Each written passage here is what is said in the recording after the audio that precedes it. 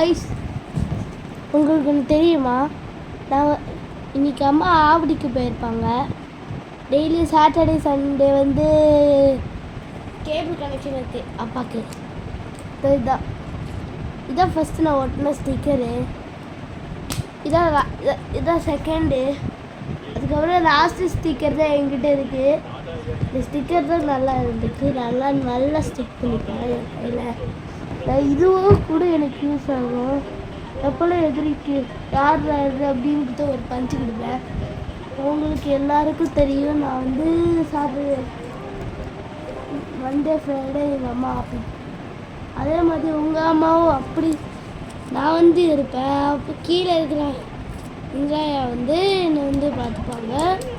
நான் வந்து அவங்க வந்து நான் சாப்பிட்றத பார்ப்பாங்க. இது ஸ்டிக்கர் எதுக்கும் இல்லை, வேறு சின்னது ஒரு ஐடி. நான் வந்து ரொம்ப டெய்லி மண்டே ஃப்ரைடே இந்த மாதிரி தான் இருக்கும்.